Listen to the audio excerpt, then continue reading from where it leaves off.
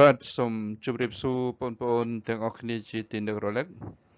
បាទសាជាថ្មីម្ដងទៀតយើងជួបគ្នានៅថ្ងៃនេះនៅក្នុងវីដេអូទី182ហើយលោកគ្រូនឹងបញ្ជាក់ជូននៅការប្រើប្រាស់ទម្រង់មួយដែលបងប្អូនទាំងអស់គ្នាពុំគួរមើលរំលងបាទទម្រង់នោះគឺជាទម្រង់អ្វីទៅបាទសូមបងប្អូនទាំងអស់គ្នាតាមដានជាមួយលោកគ្រូដូចតទៅបាទបងប្អូនច្បាស់ជាឃើញហើយទម្រង់នេះគឺភាគច្រើនបងប្អូនមួយចំនួនតែងតែប្រើទៅវាខុសបាទតាមពិតទៅអឺវាអត់ខុសអីធំដុំទេបាទគឺខុសកន្លែងដឺហើយនឹងដេបាទប៊ូគូដឺហ្នឹងជាទូទៅគឺមានន័យជាខ្មែរយើងថាច្រើនបាទច្រើននៃអ្វីមួយជាភាសាបារាំងណាតែដល់ពេលយើងបកមកជាភាសាខ្មែរយើងទាល់តែថាយើងយកនាមហ្នឹងមកដាក់មុខវិញឧទាហរណ៍បារាំងវានិយាយថាច្រើននៃម៉ូតូហើយដល់ពេលយើងទាល់តែយើងនិយាយបច្ច្រាស់វិញបាទន័យថាម៉ូតូច្រើនបាទអាហ្នឹងបើគិតអត្តន័យជាភាសាខ្មែរយើងបងប្អូនក៏ប៉ុន្តែឥឡូវយើងមើលទម្រង់ជាភាសាបារាំងវិញទម្រង់ជាភាសាបារាំងបាទដោយលោកគ្រូបានបង្ហាញនៅទីនេះមានឃ្លាពីរបាទឃ្លាទី1គឺលោកគ្រូនិយាយថា Le Cambodge a beaucoup de temples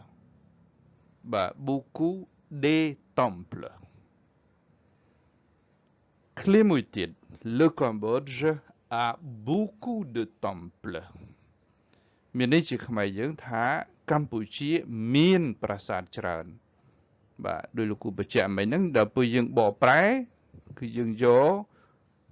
នាមដែលដាក់នៅក្រោយហ្នឹងយើងបកមុនហើយថែមពាក្យបូគូក្រោយមក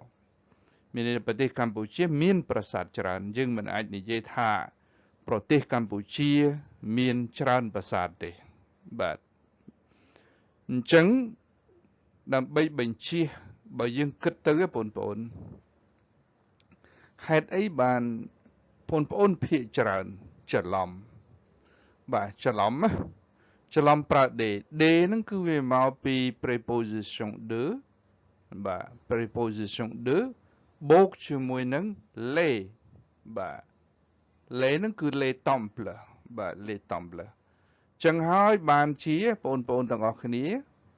បាទរុញមកយើងដាក់ទៅជា de បាទ de les បងប្អូនគិតថាវា contracté វារួញទៅជា de បាទអញ្ចឹងឃ្លានេះបើសិនជាលោកគ្រូ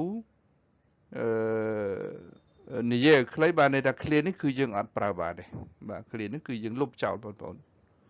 ឃ្លាដែលត្រឹមត្រូវគឺឃ្លាមួយនេះបងប្អូនណាឃ្លាដែលត្រឹមត្រូវបាទអញ្ចឹងលោកគ្រូបញ្ជាក់ឡើងវិញ beaucoup de នេះគឺនៅទម្រង់ beaucoup de ដដែលអត់ប្រែប្រួលទេបងប្អូនណាបាទអត់ប្រែប្រួលទេគឺនៅ beaucoup de ដដែលបាទ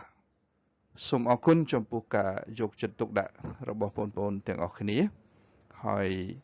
សូមបងប្អូនទាំងអស់គ្នាមេត្តាជួយ Subscribe បើសិនជាយើងគិតថាវីដេអូនេះបាទវាជាវិភាគទានមួយដែលអាចជួយឲ្យបងប្អូនមានការយល់ដឹងកាន់តែច្បាស់ផ្នែកភាសាបារាំងរបស់បងប្អូនបាទសូមជម្រាបលាហើយយើងនឹងជួបគ្នានៅពេលក្រោយទៀតបាទMerci beaucoup de votre attention et à très bientôt.